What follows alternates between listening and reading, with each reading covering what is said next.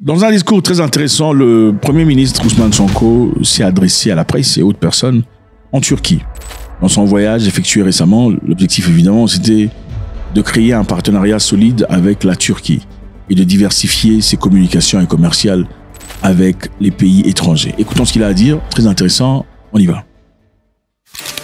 La Turquie est un pays qui a à peu près la même histoire que nous, sur le plan colonial, mais également sur le plan des défis culturels auxquels vous avez été confrontés et qui vous ont amené certainement à faire un certain nombre de révolutions. Tantôt, je parlais un exemple basique, trivial, c'est l'enseignement en langue locale, nationale. Et ça, c'est extrêmement important pour nous. Monsieur le Président de la République, je me réjouis de votre souhait, j'allais dire même votre décision, de hisser nos échanges à la barre des 1 milliard de dollars, c'est-à-dire les multiplier quasiment par un peu plus de 3. C'est appréciable et ça dénote d'une ambition et d'une volonté à laquelle nous allons répondre. Parce que je l'ai dit à l'entame de mes propos ce matin, nous n'avons pas encore exploré la totalité du potentiel relationnel entre nos deux pays. Ok. La Turquie et le Sénégal ont signé plusieurs accords sur plusieurs secteurs. Les mines, l'énergie, l'agriculture, la pêche, l'armement et tout le bazar. On en a parlé dans l'autre vidéo, si ce n'est pas encore fait, allez jetez un coup d'œil. Là, M. Sonko parle de 1 milliard de dollars de trade et de coopération, d'échange avec la Turquie. Ils sont en train d'élever l'objectif d'atteindre 3 milliards de dollars dans très peu. Ceci, évidemment, dans l'objectif de diversifier les partenaires économiques.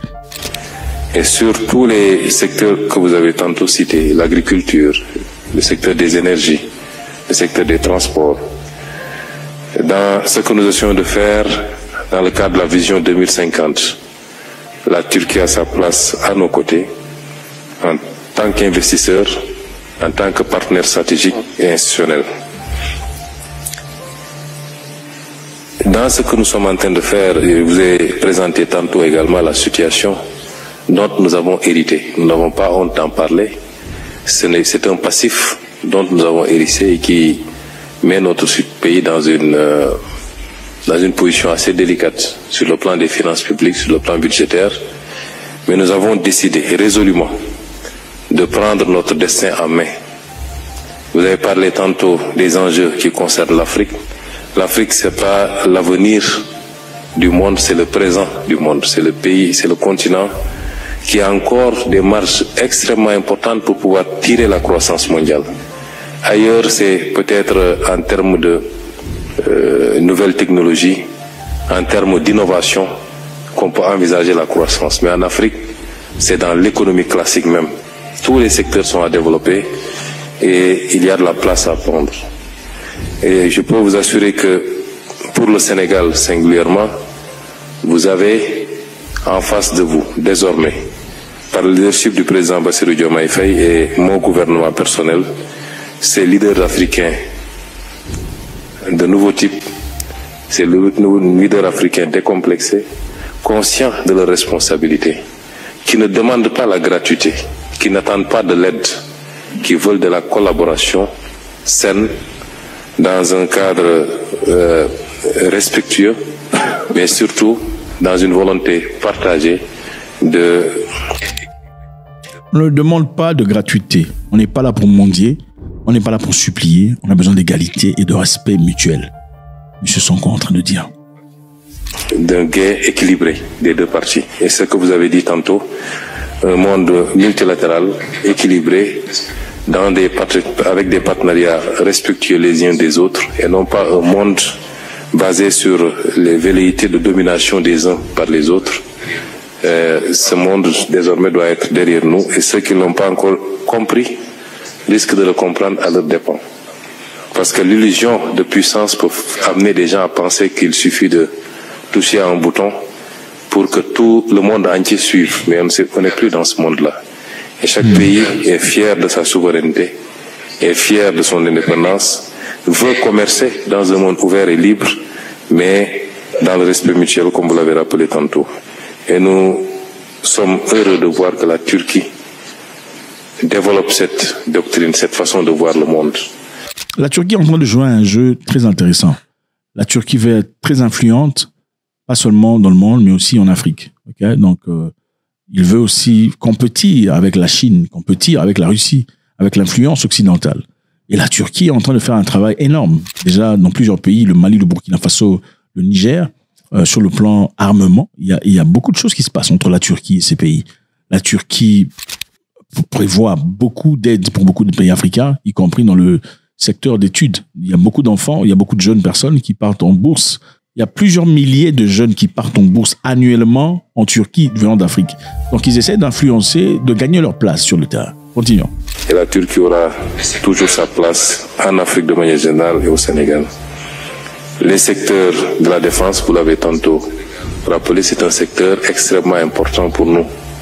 Parce que le Sénégal est malheureusement dans un environnement géographique avec beaucoup de menaces, j'allais dire, en tout cas de sources d'insécurité, même si aujourd'hui, sur l'ensemble du territoire national, nous sommes l'un des pays qui peut se prévaloir d'assurer une sécurité parfaite et totale, avec une stabilité politique très solide, mais il faut qu'on se prémunisse par rapport aux dangers, parmi lesquels le terrorisme que vous avez cité tantôt, qui malheureusement gangrène un certain nombre de pays frontaliers. Et la Turquie aujourd'hui, qui a réussi en un temps record à développer une industrie d'armement très solide, peut être ce partenaire-là, avec, comme je l'ai dit, une volonté politique que vous-même vous allez porter. Donc là, il parle d'armement, et on en a parlé dans l'autre vidéo. Si ce n'est pas encore fait, on vous encourage de jeter un coup d'œil. Sur l'autre vidéo, on a parlé du voyage de Sonko en Turquie, et on a parlé méticuleusement de l'accord qui a été signé. Sur le point d'armement, on a donné des détails. Allez jeter un coup d'œil si ce n'est pas encore fait. Et qui nous permettra, dans des conditions dont nous allons discuter, dont nous avons déjà discuté, de pouvoir nous approvisionner, nous équiper, nous entraîner également, travailler également dans le domaine du partage de renseignements pour mieux sécuriser notre territoire national. Monsieur le Président, nous avons également abordé le relationnel au-delà de la Turquie et j'apprécie votre volonté, au-delà de ce que nous allons faire dans le bilatéral entre votre pays et le nôtre, d'être également notre interprète auprès de beaucoup de partenaires pour plus d'ouverture, de coopération, et notamment un certain nombre de partenaires avec lesquels vous développez des relations privilégiées et pour lesquels vous jouissez d'une confiance parfaite. Nous vous en remercions d'avance.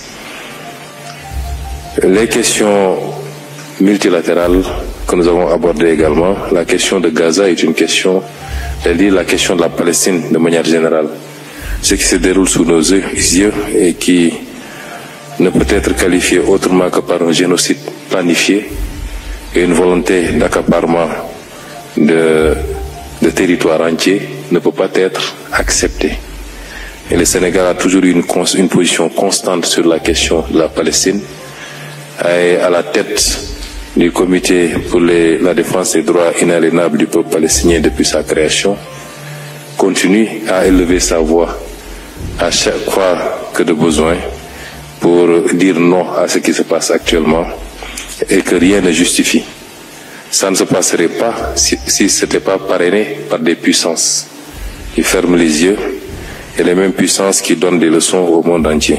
Aujourd'hui, c'est des bébés qui meurent parce qu'ils n'ont pas accès au lait.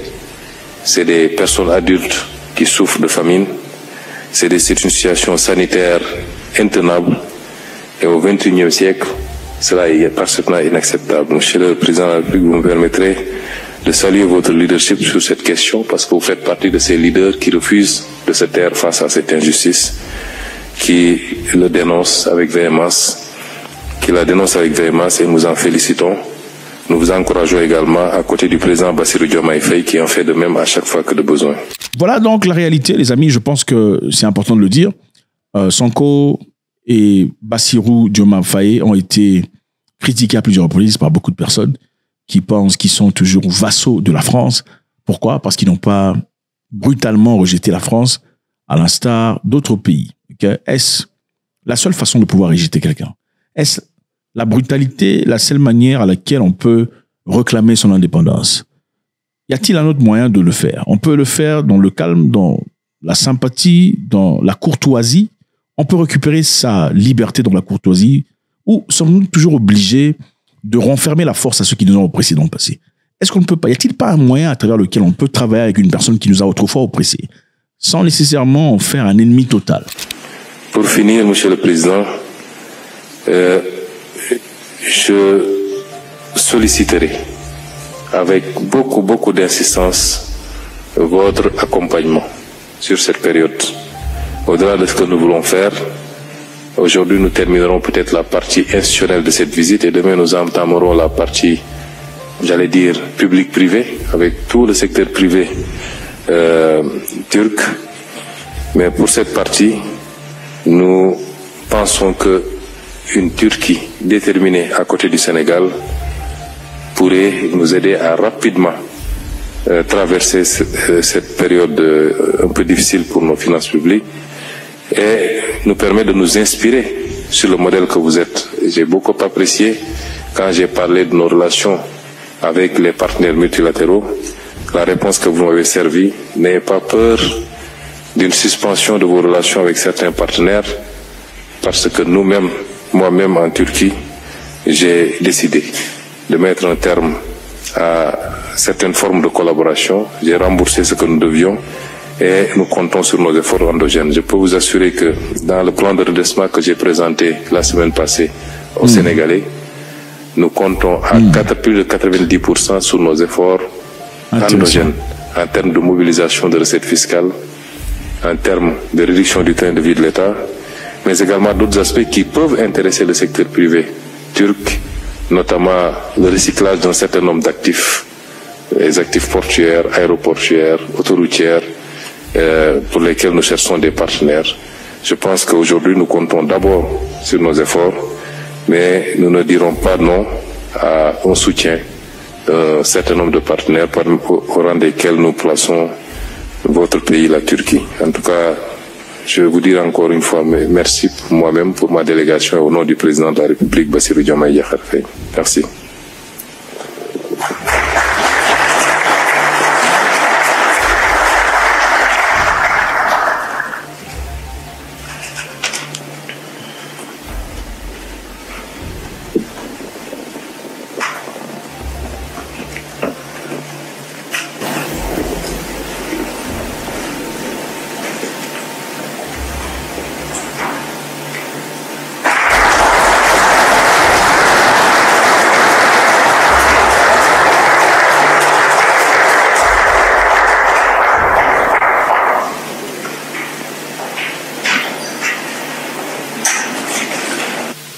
Faites-moi savoir ce que vous en pensez, c'est toujours avec beaucoup de plaisir. God bless.